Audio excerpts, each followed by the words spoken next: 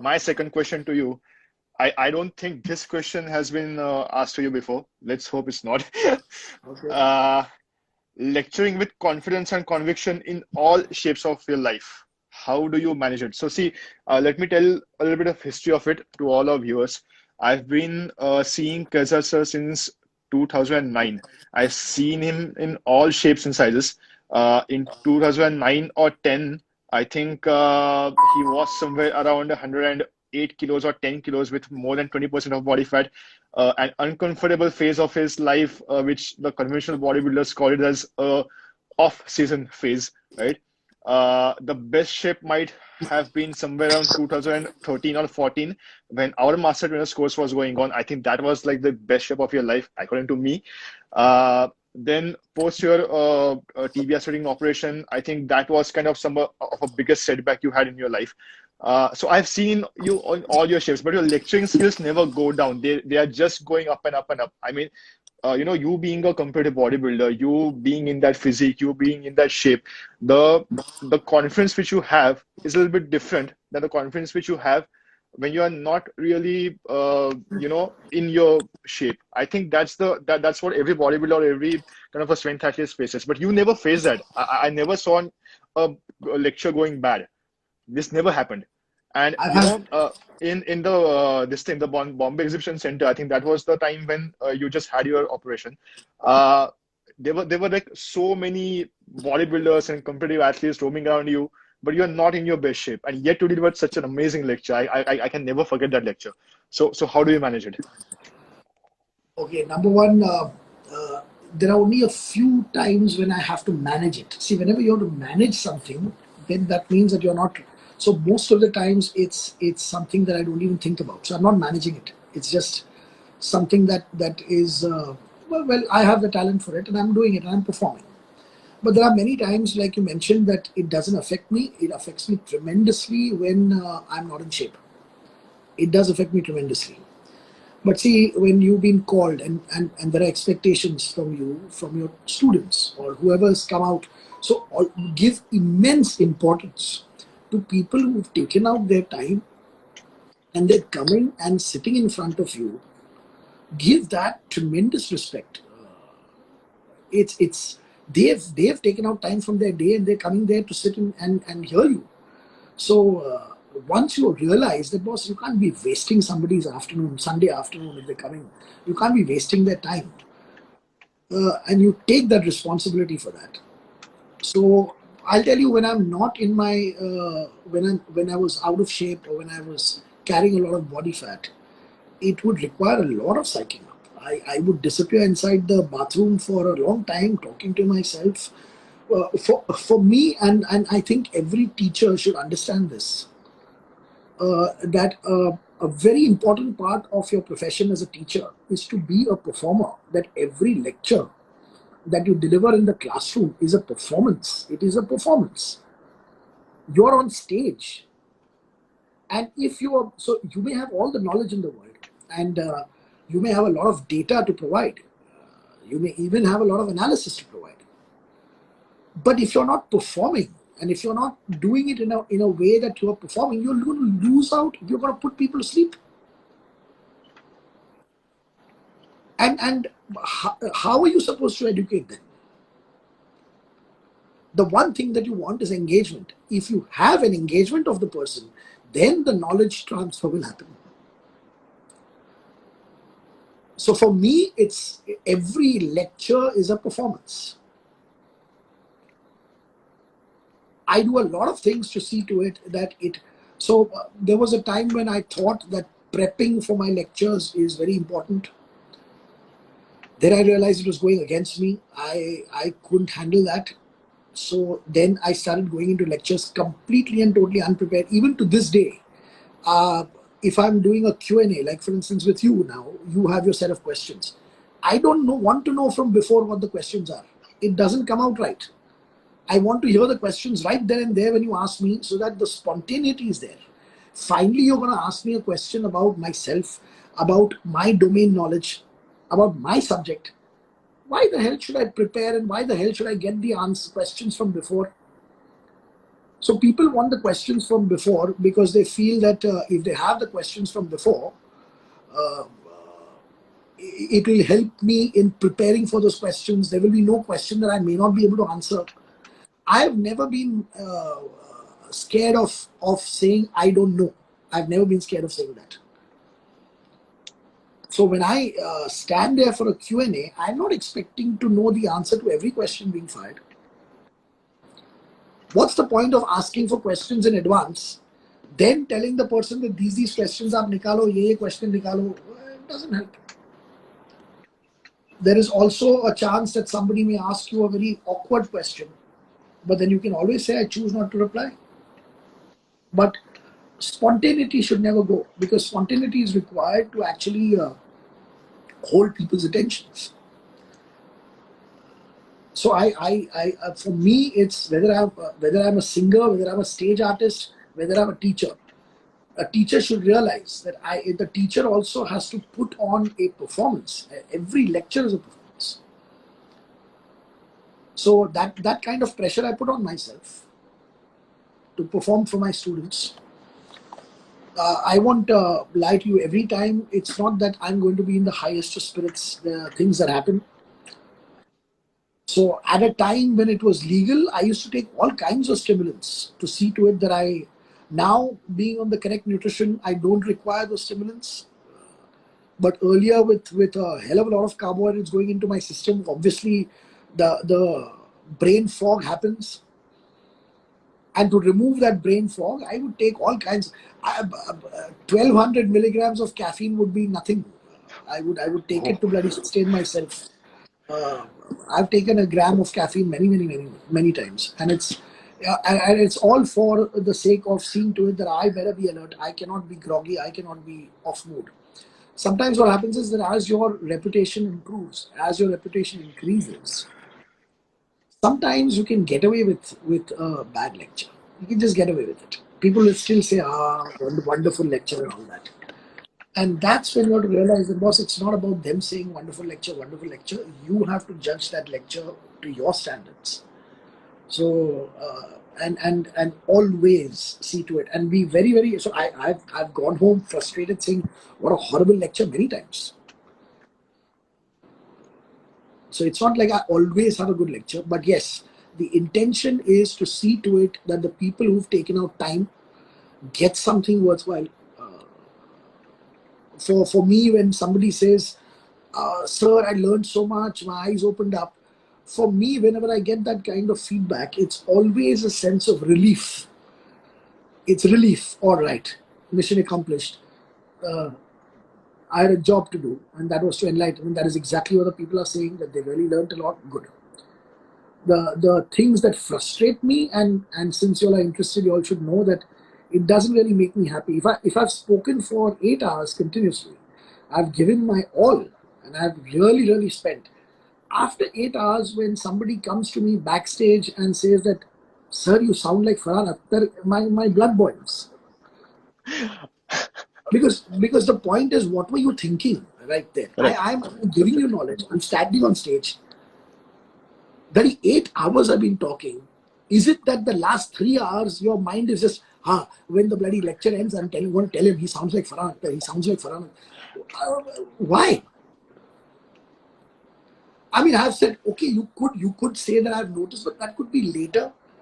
You're not saying anything that this is what I learned, that is what I learned.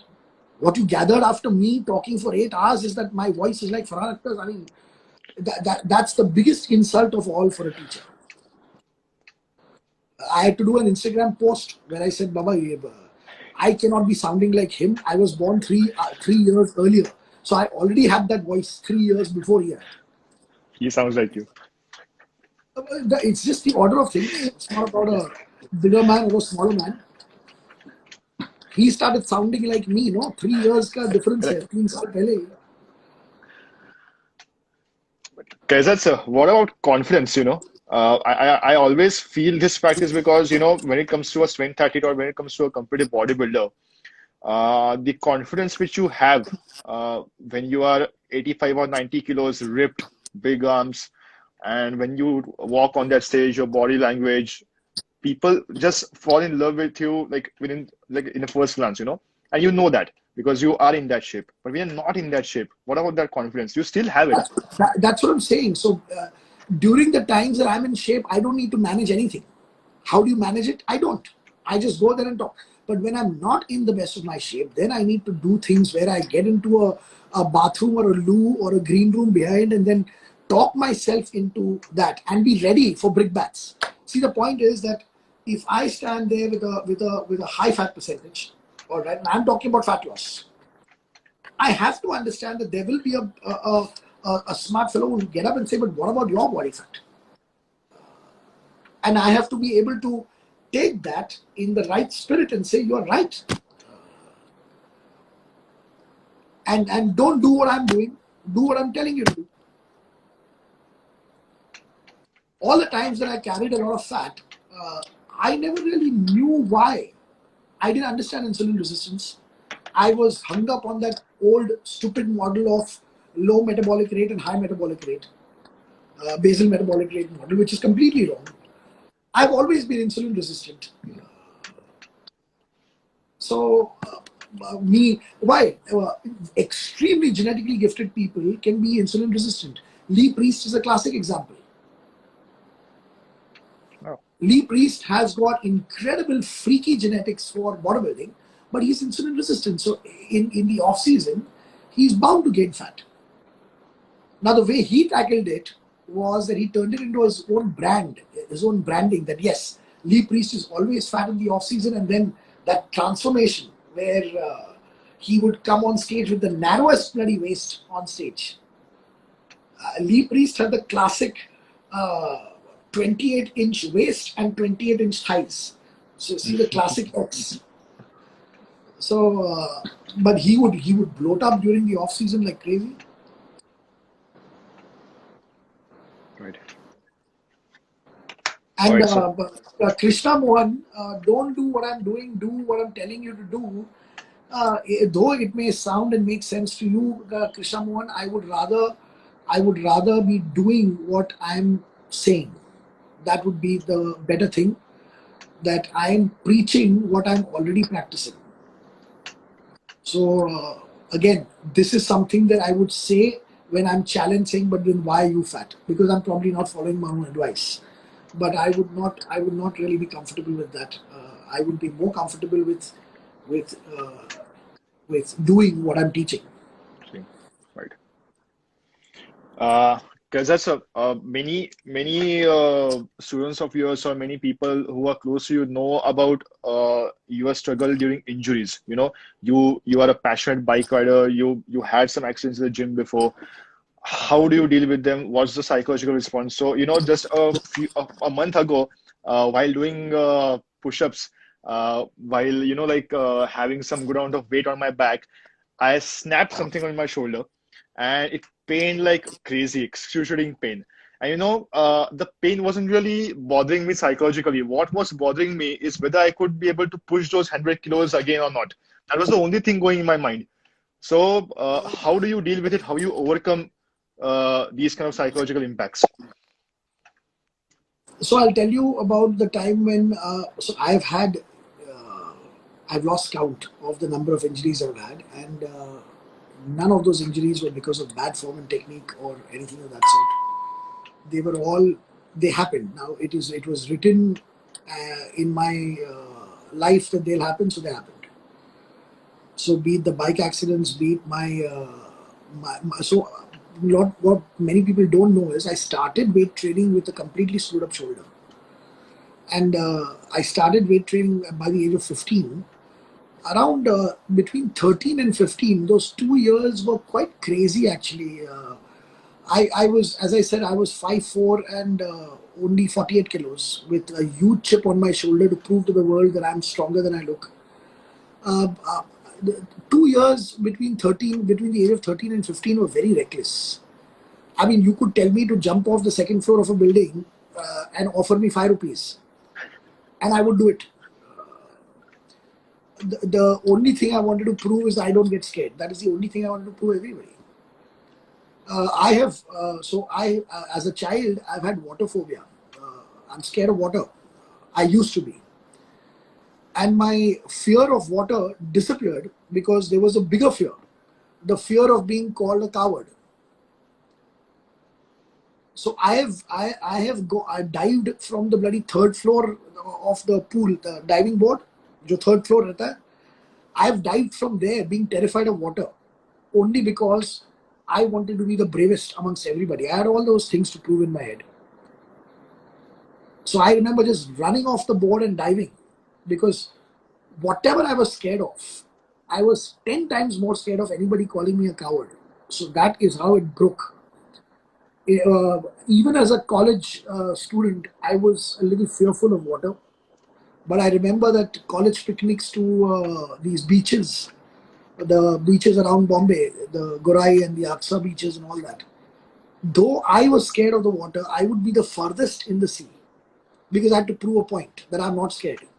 So it allowed me to overcome a phobia because I had one overriding phobia. Nobody should call me a coward.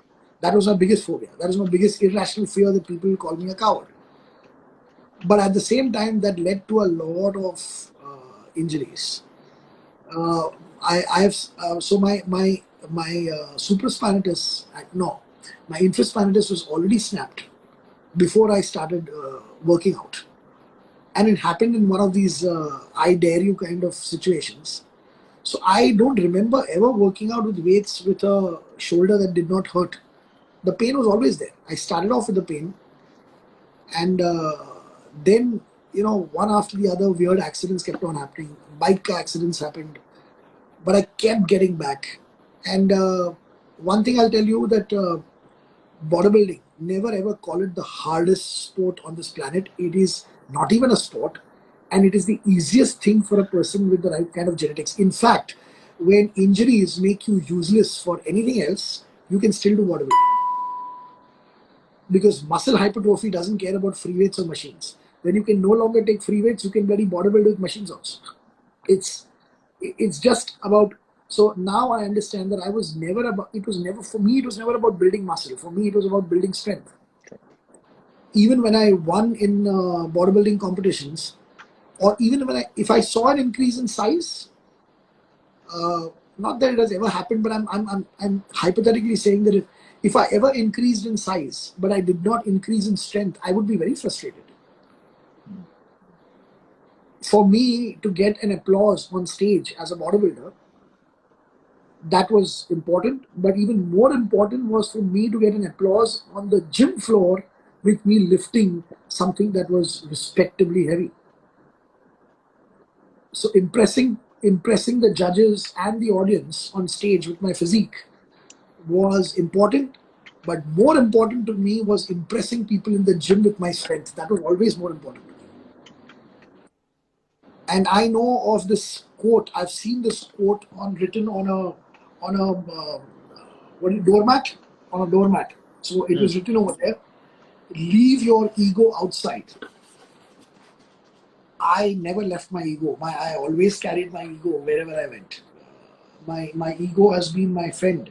There are two kinds of egos actually, and one kind of ego is that if I've made a mistake, I have to correct it. I cannot live with the fact that I've made a mistake, so I correct it. The bad kind of ego is I've made a mistake, but I have a reputation. I never make mistakes. Let me hide it. I will not admit to my mistakes. So both are egos. One is the bad ego and one is the good ego. My ego never allowed me to do half a squat. So I was always, so when I would take a heavy weight, I knew some students were watching or somebody else was watching, somebody was shooting with a video. So for me, it was like, I've taken this much amount of weight.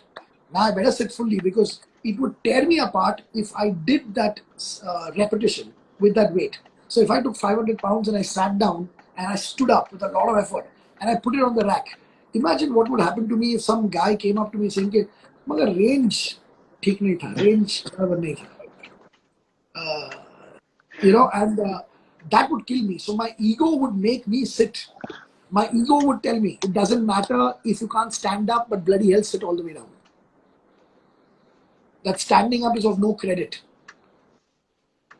You see? My ego never allowed me to take assistance from anybody. Don't bloody touch my bar. Don't goddamn give me assistance.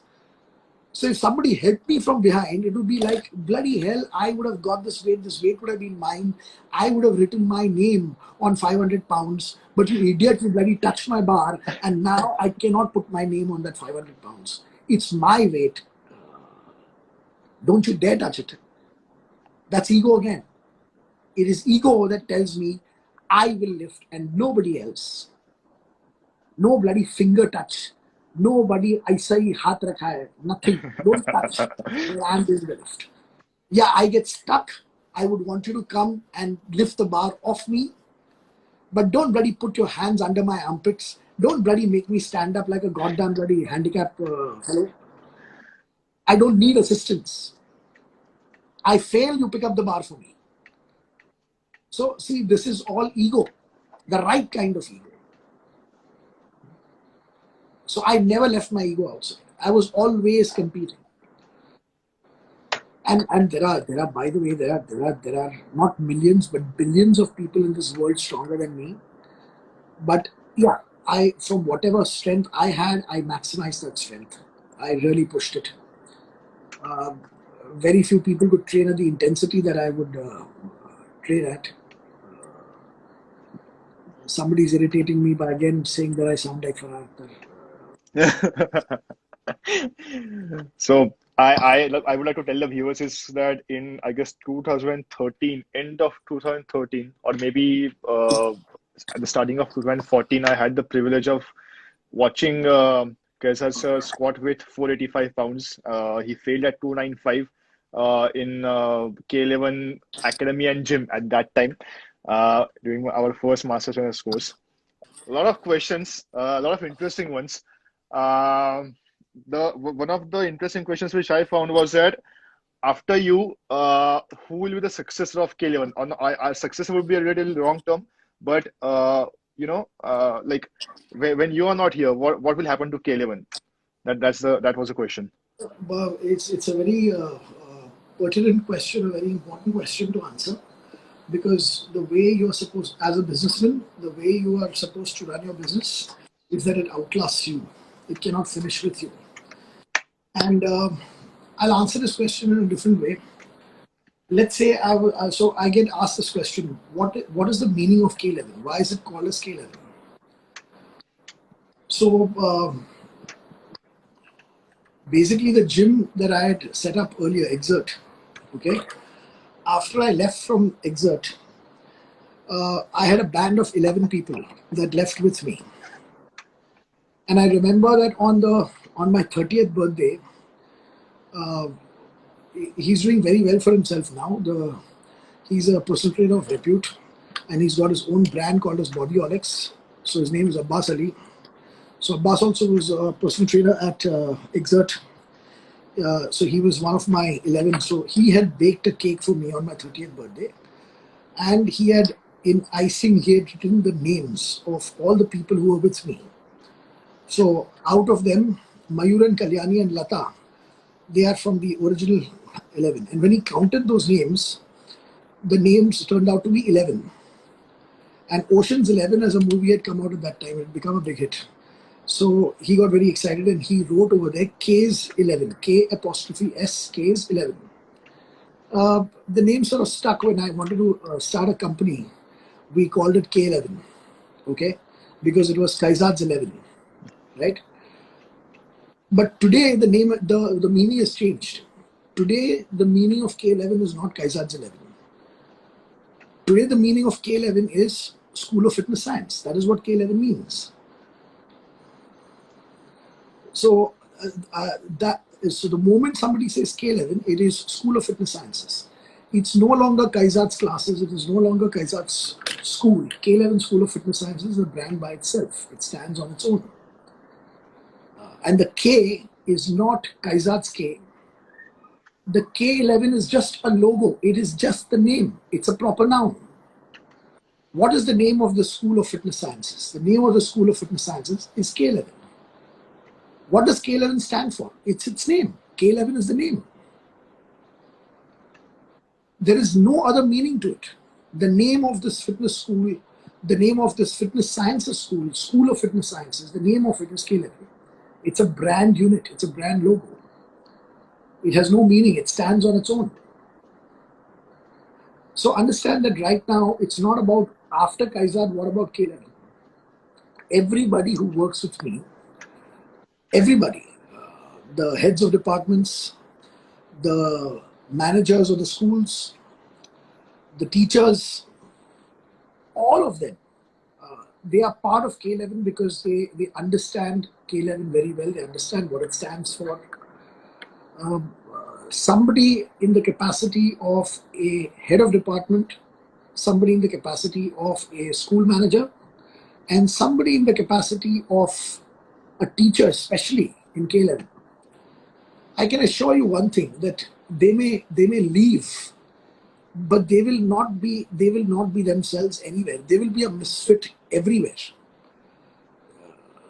They are part of K11 because they believe in what K11 stands for. So they may work in some other company, but they'll always be a misfit. And what I'm trying to say is that the philosophy is known so well by the team that even if I'm not there, those philosophies will continue. They don't believe in it because I believe in it. There's a common belief. Whatever I believe in was something that they also believed in. It was identification. So it'll carry on. Irrespective, it'll carry on. Mayur Sabnis is there. And again, after Mayur also, each and every lecturer with us understands the philosophy. And what is the philosophy finally? The philosophy is to be objective. The philosophy is to go with facts. The philosophy is to go with whatever is the most optimal. The philosophy is to hug and stick to efficiency at all times.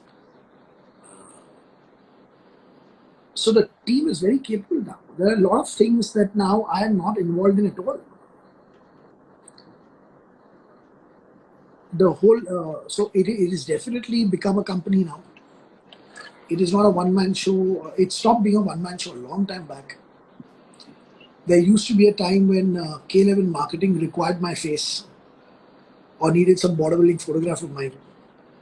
Now the K11 marketing shows the school. It doesn't show me. How many? Yeah, I'm drawing a parallel there. Not that I'm comparing myself to him or anything of that sort. In fact, I look up to him. So how many iPhone ads have you seen Steve Jobs' face? How many iPhone covers have you seen with Steve Jobs' face? None. On an iPhone packaging, do you see Steve Jobs' face anywhere?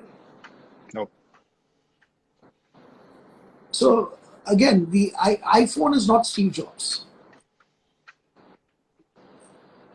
And this is something that I aspire towards.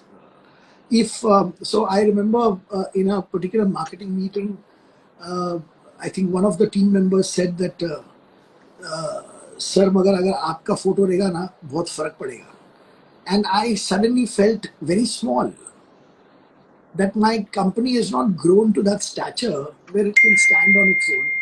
Very well, my thobra is still required. And so growth has to be understood. Stature has to be understood. I need to be known for a person who has set up an enduring brand. It can't stand for Kaizzad Capadia. It has to stand for education and fitness sciences. That is what it has to stand for. We teach facts. Correct. Kaizzad sir, next question was by, I don't know who asked this, but what does K11 look in people while hiring them? So is there a particular criteria? Now, see, K11 of course has a huge set of, like there are different classifications when it comes to employees. One are master trainers, one are lecturers, then your marketing team is different, placement team is different. What do you look into them when you hire them? Well, this is something that was very recent. We've not been this mature from the very beginning. We made a lot of mistakes in recruiting people. And after burning our hands a lot of times, we finally understood that the mistake we make is a twofold mistake. We only start recruiting when there is a requirement. So we wait for a requirement to occur. Hmm. And then we say, boss, ये position को fill करना है. Yeah, we don't have a receptionist. We don't have a front desk staff. We don't have this one. We don't have that one. And then because you're desperate, the first person that comes along, you make a compromise and say, okay, chalo. And the other mistake, I said it's a twofold mistake. The other mistake is that when a terrific human resource comes your way, who exhibits a lot of talent and the right work ethic, at that time, the mistake that you make is we don't have an opening. So sorry, we don't have a vacancy for you. So resources of all kinds. The most important resource is human.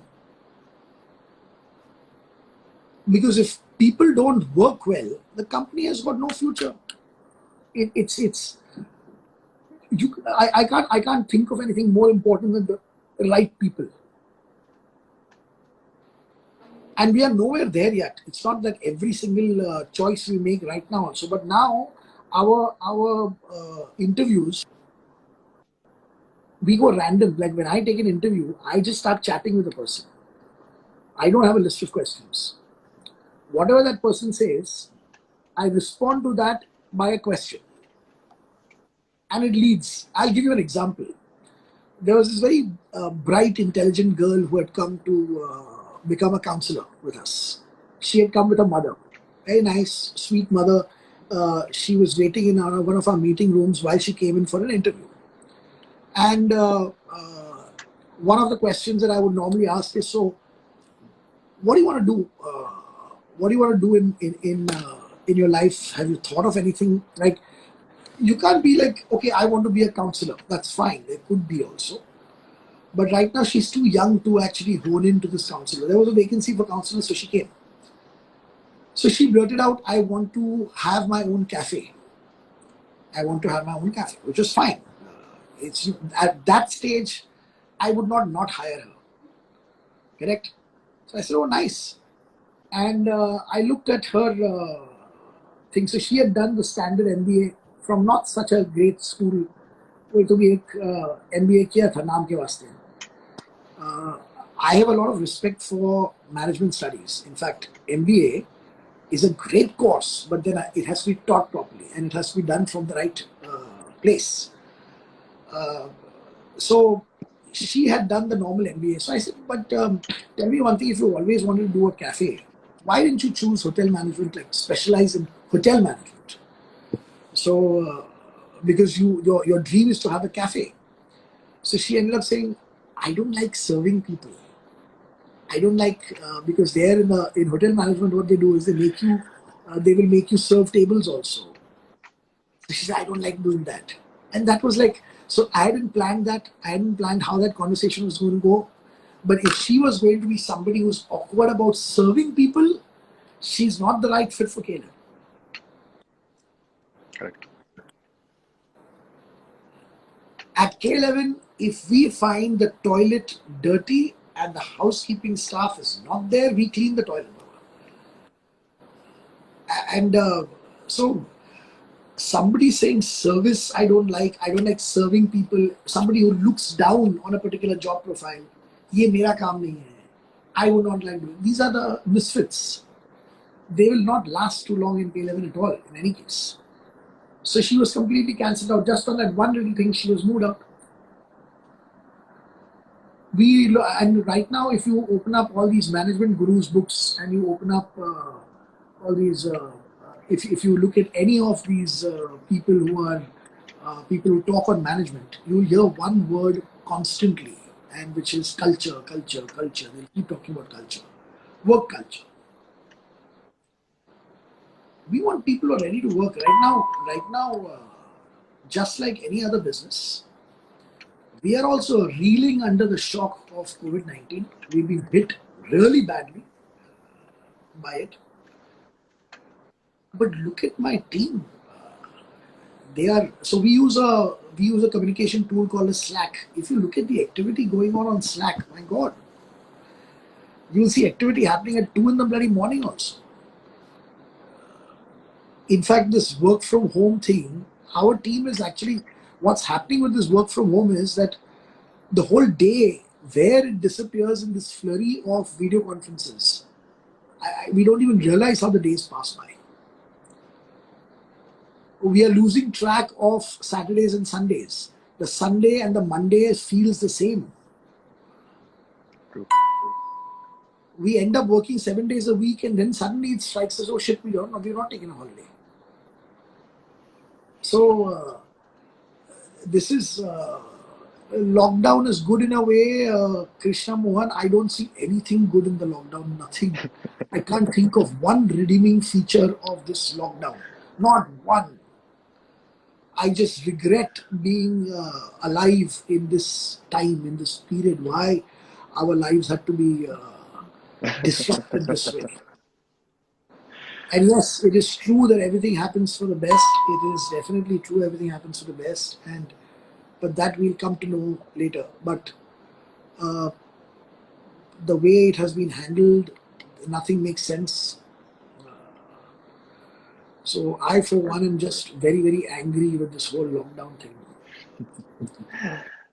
Kaizzad, so my next question to you is about books. So you already told our viewers that you can only love a book if the content is good. But Not the see, content is I good. It is not about good or bad. Whether content connects with you or not. connects with you, right? So when I visit your office, when I used to see your library, the books which you used to have was something like maybe Fat Chance by Dr. Robert Lustig or Grain Brain by Dr. David Perlmutter. But now I can see books like Thinking Fast and Slow. I can see books like To Sell is Human or things like that. How did Thinking this fast shift? and Thinking Fast and Slow is a classic example of a book I could not go beyond 10 pages. I just lost interest in 10 pages. I lost it. And All right. that book was recommended to me, highly recommended. My God, it's a mind blowing book, and I just couldn't get past the 10th page. It was, and then I don't give myself too much stress. नहीं समझ में आता है, नहीं समझ में आता है, बंद करने का. Blame the bloody writer. उसको साला लिखने को नहीं आता है, समझ में नहीं आता. That's the point. Like, understand one thing, and I use that same yardstick on myself. Huh? I have yet to ever get angry at anybody who has slept in my class. अगर कोई मेरे class में सो जाता है, उसको कभी भी डांट नहीं पड़ी है. Because if somebody is sleeping, I have put him to sleep. I have to take onus. That boss, if he's snoring in my class, boss, I have put him to sleep. My lecture has become a lorry. I need to take responsibility for that. Not shout at him that how dare you sleep. So it is, and yeah, very few times somebody has slept in my class. But I mean, and I do know that personal trainers, they work in the morning, they work in the night, plus they're doing the course, they're running short on sleep. That overpowers you. And the only thing I would do is I would just pat him on the back and say that, Baba, splash some water and come back. That's all. So again, the same thing. I blame the writer if I can't get through a book. I don't really take it on myself. And I do that with the books I pick. So I normally pick books on the airport. And God, I never thought I'd be saying this, but I miss the airport so much. It's been, I used to be at the airport twice a week. So when I used to pick up books at the airport, first the title has to appeal to me. So I would pick up the book, and then I would randomly open it at any page. I just randomly open it. A good book, the sign of a good book is, I don't know what's written before it. I don't know what is going to be written after it. But the page I've opened up is interesting. without knowing the pages before and without knowing the pages ahead. The page I'm reading itself is interesting. And when I read that page, when I get to the end of that page, it forces me to read the other side. Till it's time for me to board the flight, I'm just turning and turning the page. Then I buy the book. When I started doing that, I rarely go wrong. I don't like books. I don't like books that give you the opinion of the author. I don't like books that tell you how to be successful and how to run a successful business. I love books that are written by observers.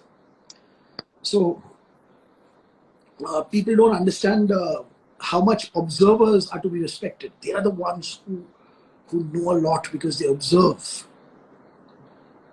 And they don't tell you how to be successful. They observe the most successful people on this planet. They observe them. And they simply just tell you what they've observed. And another thing that they do is, so one more thing that I've seen typically in books that are very exciting is that the author will write, I used to think this, but I observed something else only. I thought the top CEOs always did this, but it's strange. My conjecture was wrong. It turned out to be the exact opposite. I always thought CEOs used to have some great game plan, but no. A landmark book for me. So again, my life has completely and totally taken shape and structure, and everything that I do somehow has part of that book in me. Is Ayn Rand's book. So the philosophy of objectivism really put direction to my life, shaped my entire thought process. So Atlas Shrugged and Fountainhead, especially Fountainhead, more than anything else, really completely and totally made things very clear to me, gave me a lot of clarity about things, gave me a lot of clarity about money.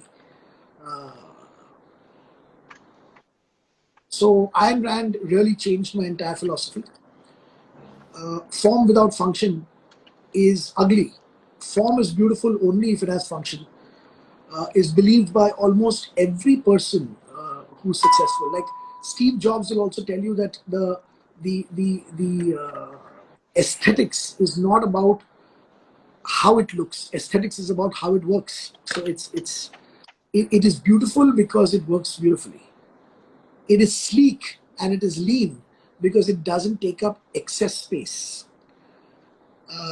Steve Jobs never wanted to make the smallest and the slimmest phone. Steve Jobs just didn't want a phone that took up more space than what is required.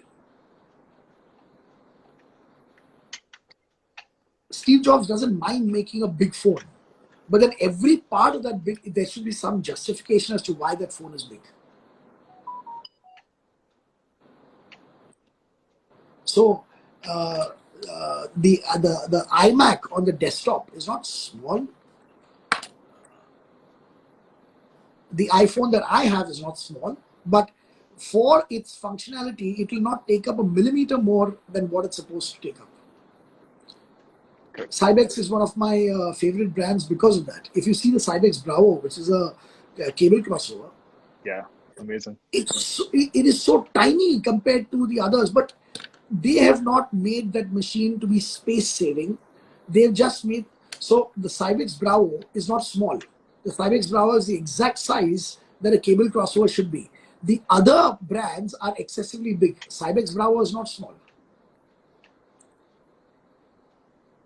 So people who understand that, they're all the same. And the other book, which was written by a classic observer, was Good to Great. Oh, that really drove home. Also gave me a lot of. So Jim Collins, Good to Great, and how I picked up that book. So sometimes I will pick up a book because it's the favorite book of an incredible guy. So I was reading a book on Jeff Bezos, and Jeff Bezos' favorite book is Good to Great. So I had to read it. I said, if it's his favorite book and if it's shaped his thinking, I want to read that book. And that book was a classic observer's book. It is just research. And all throughout that book, Jim Collins has constantly said, I used to think they do this, but actually I found out they do this. I used to think. So he is just not giving his opinion. And if he ever expresses his opinion, he only expresses his opinion to tell you how wrong he was. That when he actually did, it was his opinion that CEOs should do this and CEOs should do that. But when he actually went and interviewed the CEOs, they didn't. So this book is about observations. It's not his opinion. I don't like how to be rich in 10 steps and all that rubbish. 10-step approach and all that. Will we ever see a book written by Kaizzad Capadia? पहला textbooks को आने दो. The K11 textbooks need major updation. It's a big. I need that time off. I'm firefighting a lot these days, running the business. But yeah, and that also is going to be a book only. One more interesting question, sir, asked by Tejaswini Patankar, who was our student. She was asking about the initial challenges which you faced when you just set up an academy. Is Tejaswini the one who did our courses when she was 16? I don't know. I think Tejaswini will be the best person to answer that. That was I don't think Tejaswini so. Pandit. That was Tejaswini Pandit. Yeah. Tell me, what is the question? So the question was that what were the initial challenges which you faced when you started running an academy? What if I tell you that there were no challenges?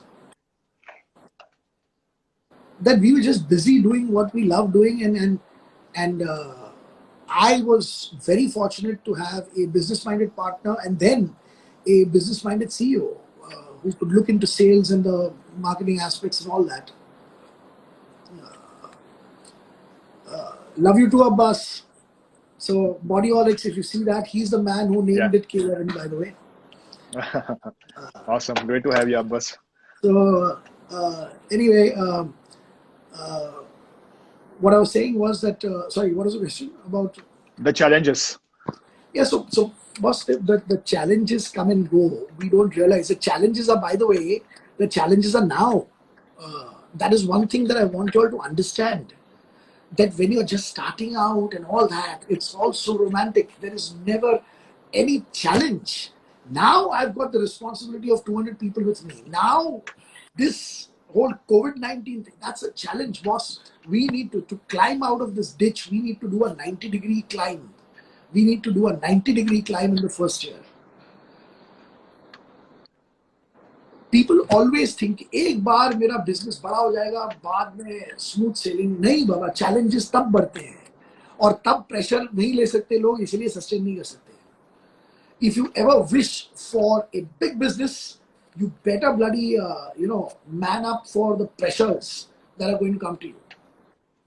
The struggles come later. The initial days are never a struggle.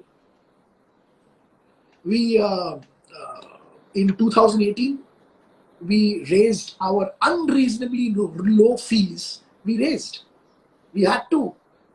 I wanted to give my student a reps membership. We want to give him the best haversack possible. We want to give the best printed textbook possible. We don't scrimp on money. Out of the fees that we take, 20,000 rupees is the cash out per student. Straight spent on the student. And then, of course, per student cost increases because we've got schools, and there is rent, and there's electricity, and there is the salaries of 200 people, and there is interest of loans. It's our expense per month is 2.2 crores. Wow. That is our monthly operating cost of operations. Our margins are non-existent. We will earn profits later on because we have to earn the faith and trust of students. Then as the number of students increases, our profits increase because the operating costs roughly remain the same. and operating cost doesn't escalate as fast as the inflow of students. So if I get 200 more students, 300 more students per month, the operating cost will not escalate that much, and hence the profit margins start increasing. So our metric for profits is not about earning profit from every little thing. We want to earn profits by increasing the number of students that will join us, and the number of students that will join us will be escalating because we are being trusted more by people. And what the fitness industry hopefuls should understand is vocational education, especially the way we like doing it with a proper brick and mortar school, is expensive. If you want to be a hairdresser and you want to do a course to become a hairdresser, you would be spending 1.5 lakhs minimum on the course, and that also would be a 5-month course. And they would conduct the course in their salons. There would not be a school separately. A course like ours, a 6-month course with theory and practicals. In the US, there is only one particular institution that is doing that. And the name is the National Personal Trainers Institute, NPTI. That's the only one doing the long-term courses. And they also conduct their courses in commercial gyms. Afternoon during off-peak hours. Even the NPTI does not have schools. We're the only ones with schools. So for us, like for instance, because of this COVID-19, we had to go online. But we have gone online. But we are not online educators.